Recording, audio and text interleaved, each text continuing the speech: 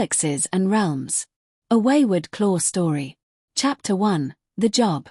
The Wayward Claw hovered in the dead void of space, a shadow against the bright neon hues of a decaying orbital station. The station, a rusted-out hub known as Sable's Refuge, was the kind of place where deals were made in whispers, and the wrong question could get you floated. Inside the ship's cockpit, Kai Nakamura leaned back in his seat, tapping absent-mindedly on the ship's console.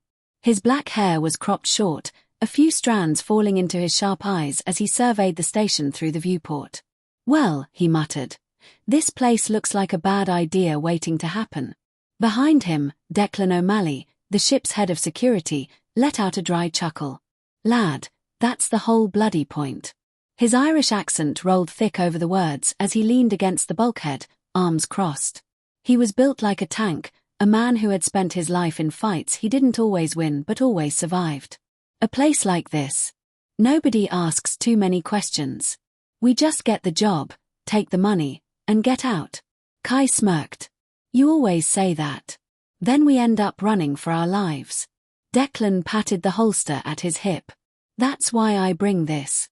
A soft meow came from the captain's chair, where a small calico cat sat perched, tail curled around its paws.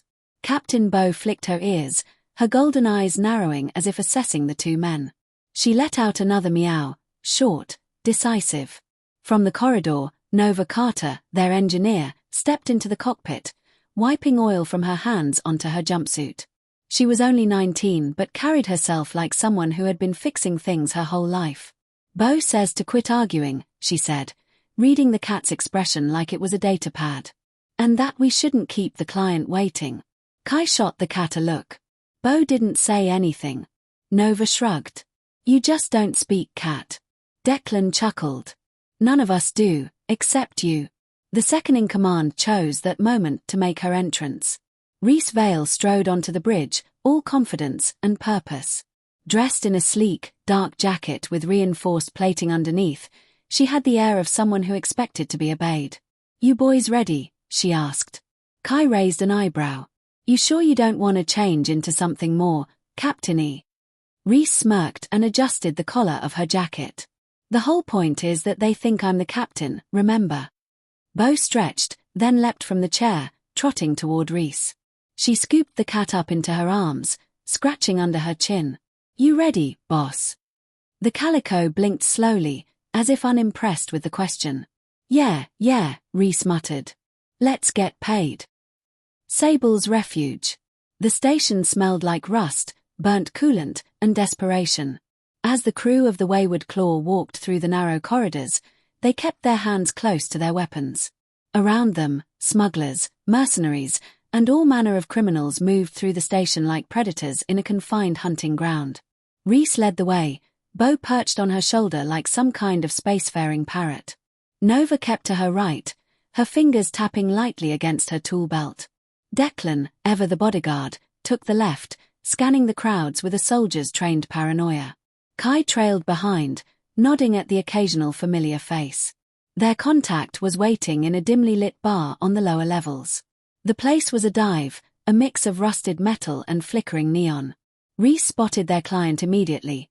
Lorne Vex, a gaunt man with sunken eyes, dressed in a long, threadbare coat.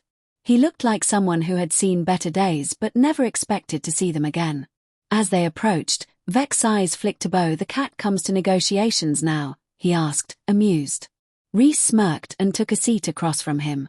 "Cats are intuitive." Vex snorted. "Right. Well, let's make this quick." He slid a small data pad across the table. "There's an artifact, an obsidian orb, locked in a vault on the moon of Chiron 4. It belongs to the KLL warlords, which makes stealing it a death wish." Kai groaned. "Oh, great. I love pissing off space warlords." Vex ignored him. "The warlord in charge, Havrek, is paranoid, but he's got a weakness: he likes to show off. He's hosting a gathering of crime lords in his fortress in 2 days. That's your window. Slip in while everyone's distracted, grab the artifact, and get out." Declan crossed his arms. "And how do we know you're not setting us up?" Vex smirked. "You don't. But the payout's 500,000 credits. Enough to keep your ship flying for a long time." Bo flicked her tail. The decision had been made. Reese exhaled slowly. The job was risky, but that kind of money was hard to pass up. We'll take it. Breaking in. 2 days later, the Wayward Claw hovered in the atmosphere of Chiron 4, its cloaking systems engaged. Below, Havrek's fortress loomed, a massive structure of black stone and steel, surrounded by towering walls and automated turrets. Kai flew low over the terrain, threading the ship between rocky outcrops. I count 30 guards, plus automated drones, he said, scanning the readout. That's a lot of firepower for a fancy rock. Which means it's worth even more than we thought, Nova muttered.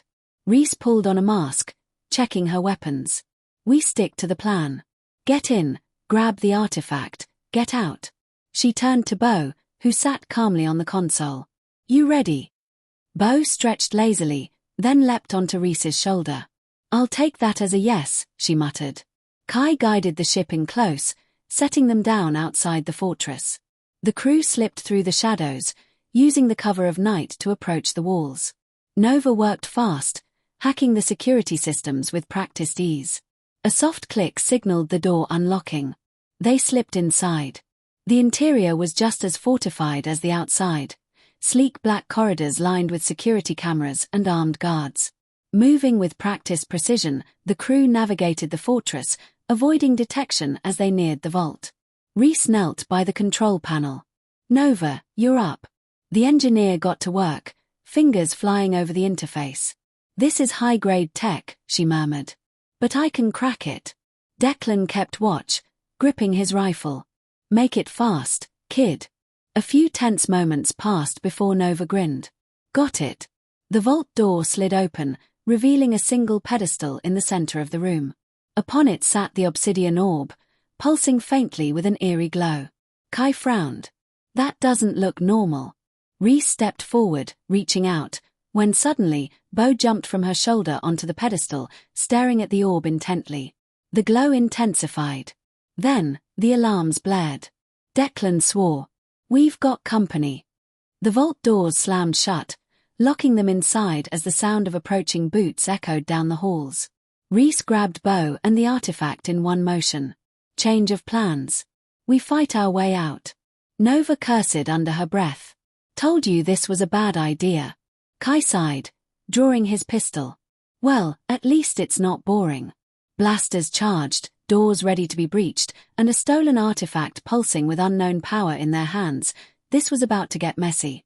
And Bo, staring at the glowing orb, let out a low, knowing purr.